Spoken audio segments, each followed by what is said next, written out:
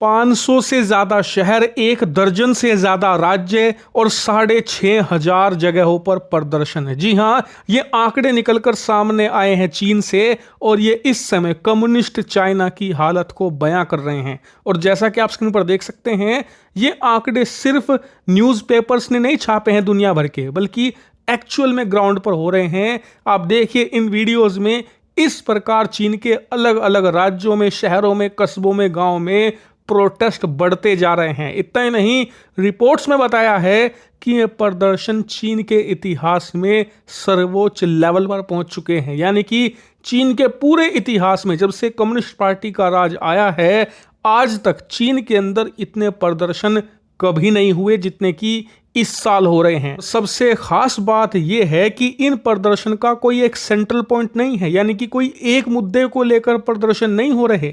दरअसल मुद्दे कई हैं, जैसे कि चीन के अंदर हाउसिंग क्राइसिस, यानी कि पिछले 30 सालों में चीन के लोगों ने जो भी कमाई करी, उस कमाई से उन्होंने घर खरीदे और उन घरों में निवेश किया, लेकिन आज परिणाम यह है कि उन घरों की कीमत 60-70% गिर चुकी है, जिस वजह से उन फ्लैट्स को, उन घरों को कोई लेने को तैयार नहीं है। इसीलिए इन घर के ओनर्स का गुस्सा चीनी सरकार पर फूट रहा है।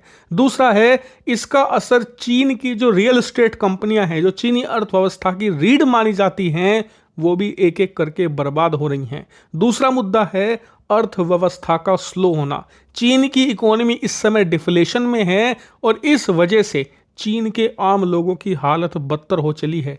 तीसरा कारण है चीन से पलायन करती विदेशी कंपनियां, जिस वजह से चीन में हर हफ्ते लाखों लोगों की नौकरियां जा रही हैं। अभी कल का ही आप आंकड़ा ले लीजिए, IBM जो कि दुनिया की एक रिनाउंड सॉफ्टवेयर कंपनी है, उसने चीन से पलायन कर लिया, अपना बोरिया बिस्तर समेट लिया, जिससे कि एक ही दिन में हजारों लोगों की नौकरी चली गई। और सबसे खास बात, ये नौकरियां कोई मजदूर या किसी कामगार की नहीं थी, ये नौकरियां थी हाई पेइंग जॉब। जी हाँ, जो कॉलेज के स्टूडेंट्स हैं, जो बढ़िया पढ़ाई करके आए हैं, उन्हें IBM सबसे बेहतरीन जॉब देता है, सबसे ज़्यादा कमाई करने का मौका देता है। लेकिन अब हाई पेइंग जॉब भी चीन में लगातार कम होती जा रही है। इसीलिए अगर आप देखें कि पिछले 1 साल में चीन के अंदर जो ग्रेजुएट हुए लोग हैं, उनकी जो बेरोजगारी दर है वो 25-30% को टच कर गई है और आने वाले समय में ये और विशालकाय तरीके से फैलेगी। चौथा कारण है चीन के कोलैप्स होते बैंक, यानी कि उनके धराशायी और तबाह होते बैंकिंग सिस्टम, और उसके साथ आम नागरिकों की जो सारी उम्र की कमाई है, जमा पूंजी है, वो भी इन बैंकों के साथ स्वाहा हो रही है। और इसीलिए लगातार चीन के अंदर ये प्रोटेस्ट अलग अलग मुद्दों को लेकर बढ़ते ही जा रहे हैं। यानी कि देखा जाए तो ये चीन के लिए सबसे घातक है, क्योंकि अगर आपका एक मुद्दा हो तो सरकार पूरा फोकस करके उसे दबा देती है। लेकिन इतने सारे मुद्दे हैं, इतनी सारी समस्याएं हैं चीन के सामने कि कम्युनिस्ट पार्टी को समझ नहीं आ रहा कि इन्हें टैकल कैसे करें। यही कारण है कि अब कम्युनिस्ट पार्टी की सरकार ने समस्याओं को खत्म करने की बजाय इन प्रदर्शनों को दबाने में अपनी सारी ताकत झोंक दी है। आप वीडियोस में देख सकते हैं, कुछ इस प्रकार का हाल है चीन में आजकल।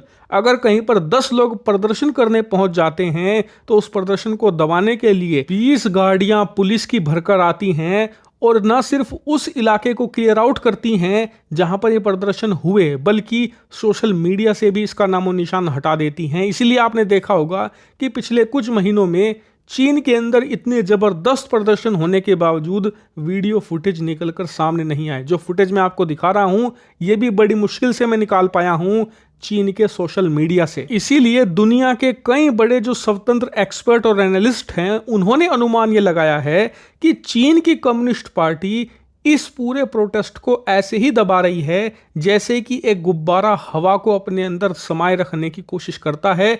लेकिन जैसे जैसे हवा भरती जाती है, ये निश्चित है कि एक दिन वो गुब्बारा फूटेगा। ठीक उसी प्रकार से आम जनता का गुस्सा अक्रॉस चाइना तेजी से बढ़ रहा है और चीन की कम्युनिस्ट पार्टी उसे एक टाइम तक ही रोक पाएगी और इसका फटना एक दिन निश्चित है। और जब ये फटेगा तो पूरी कम्युनिस्ट पार्टी को ले डूबेगा। हालांकि चीन के अंदरूनी मामलों पर मेरी बिल्कुल बारीक निगाह है, जैसे कोई छोटी या बड़ी घटना घटेगी मैं तुरंत आपको सूचित करूंगा। इसीलिए चैनल को सब्सक्राइब कर लेना।